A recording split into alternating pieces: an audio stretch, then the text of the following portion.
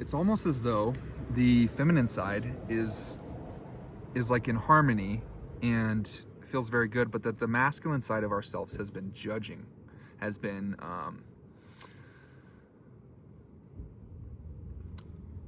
like casting negative emotions on our own self, almost like negative witchcraft on ourself. And that we're in a really good place with the feminine aspect, but that the masculine side, it's almost like there's these different parts of the masculine you see down here that are like crying out for help, which is really interesting. And then I come to the union of the two, from the feminine and the masculine, which is hummingbird. And that's telling me is that this, to bring this into a more unified, a more balanced masculine and feminine, it's going to be following your highest joy, following your highest excitement, going to the sweet nectar of life, the things that excite you the most, the things that light you up the most. It's like a hummingbird, it doesn't waste time doing things it doesn't want to do, or things that aren't like beneficial for it. It just goes to like the sweet honey flowers, and that's all it does. It's just like does whatever it wants, and what it wants is to just go to the sweet nectar of life. And also it's interesting reflection that the hummingbird is the only bird that can hover and go backwards, go anywhere. It's completely free in the skies. And so that's really what I'm getting, is that through not casting judgments on our masculine and finding more peace and more of a safe space is going to allow us to come into union by following more of our feminine, and trusting that is going to bring us into that union, into that lover's connection, and almost like the artistic, the creative nature, the artistry of the Great Mother to flow through us. And this is what's going to pull our masculine back into more of a harmonization, and bring us into this space that's going to lead us, like Kenti, to fly to just the sweet nectar of life, to the things that are going to give to us and bring us joy and passion and happiness through whatever that journey looks like. And then moving into the east, which is like the energy of new beginnings here, we have Seven of Cups. And what this tells me is that the new beginning that you're going through is walking away from everything that you had known up to this point, prior to this point.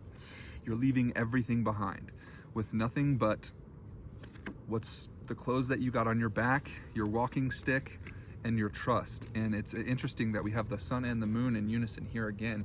And that's, I believe, coming back to the masculine and feminine and bringing them into unison through the following of your highest excitement. And this is what is allowing you to walk away from everything that you had known, and realizing that these were the things that you were judging yourself of. These are the things that were no longer serving you. You're leaving all of those cups behind to go for the dream, the truth of what you actually really truly want to experience in this life. And that's a beautiful energy for the east. And then for the south here, Four of Pentacles. And what I'm getting from this right now is just like calling for like a steadfast work ethic, putting the work in, and being willing to like almost like connect with Saturn, and to do like the daily tasks, the little things. And this is connected with the south, and also the place of like our inner child and healing that aspect of self. So I think it's really like baby steps right now is what's being called for in the south.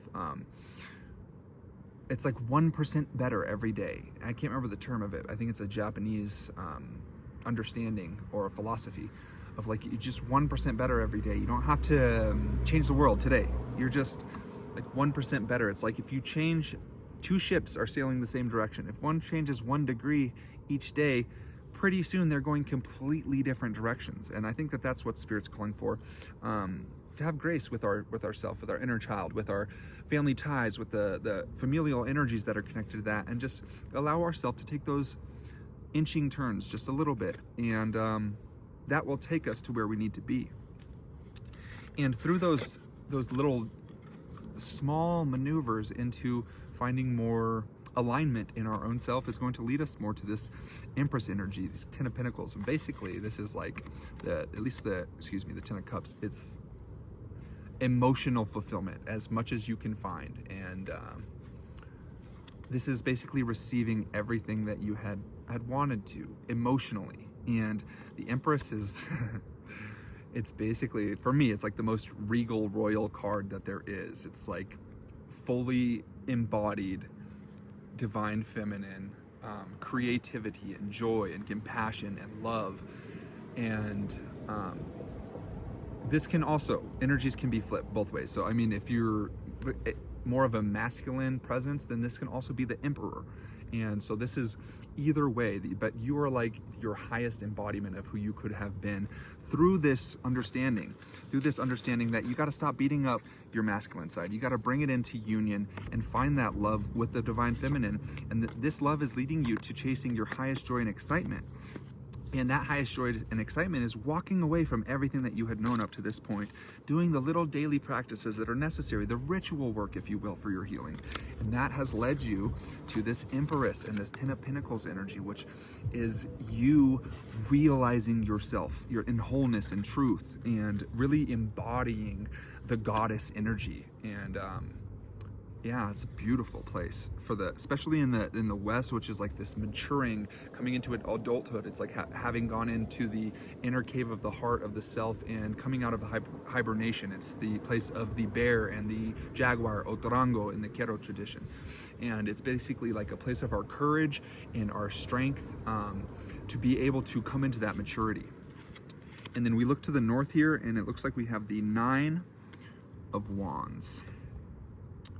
Very interesting. And the character on there is like quite disheveled. And what I'm getting from this is like a feeling of obstacles and a feeling of like, this is not the normal interpretation of this card, but I feel like this looks like prison cells, all of these wands. And that it's like you felt like you were trapped. And wands are also fiery energy. So this is like, this could have been a lot of things surrounding you in all different areas of your life that felt like they were prisons, they were traps, they were this fiery, passionate energy of like people trying to keep you down.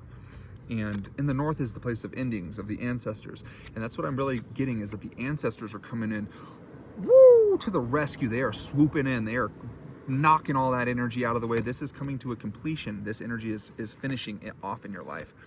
And that moves me into the guidance from above, and it is to slow down and spend more time in nature, spend more time connecting with our Pachamama, with our Mother Earth, with our Madre Tierra, whatever you would like to call it.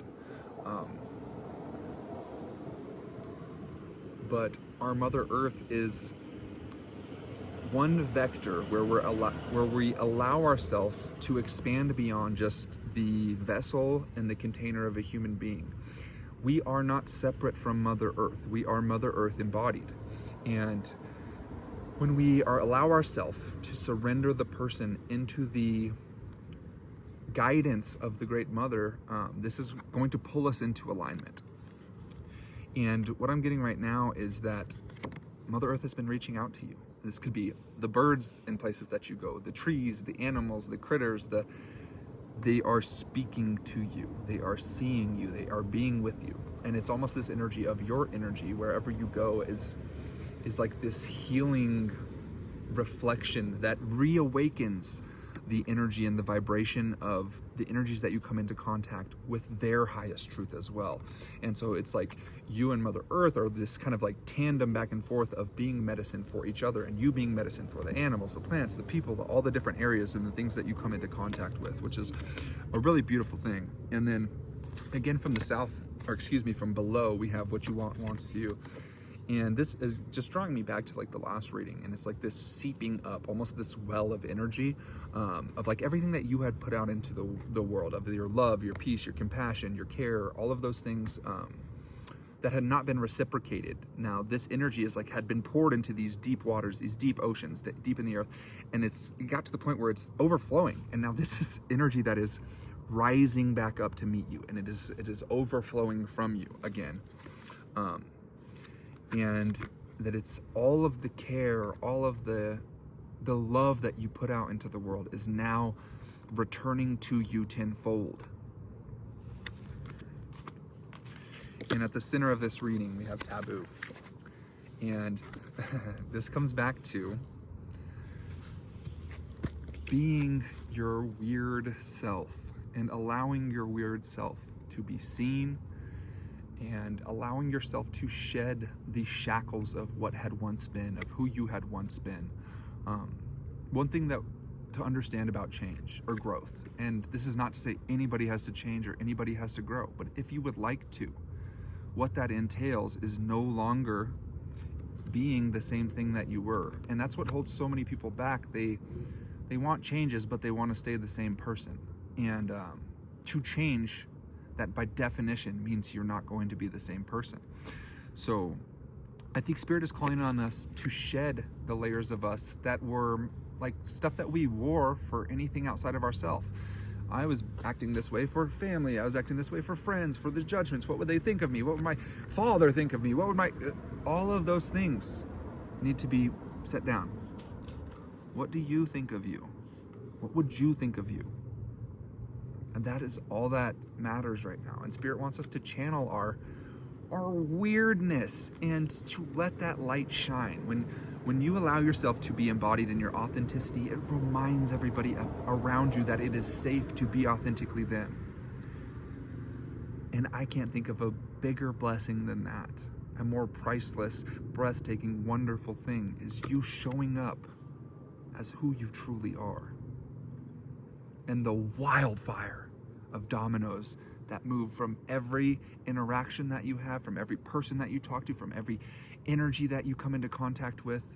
It's a wildfire of remembrance and awakening of truth that cannot be contained through your walking example of light. I love you, family.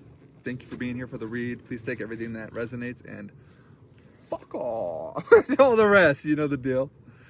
But I'm sending my prayers and my blessings and my love and my light and all the good things and anything that you need headed your way from the boy and the big guy, Mama, who resides in every single one of our hearts, creator, creation, Yahweh, whatever you would like to call it, Yahuwah, the great mystery, the great spirit, the Holy Spirit. You can call it Christ, the Christ, whatever you would like to call it, the presence, the self. But it is not separate from you. It is what you are. I love you with all my heart.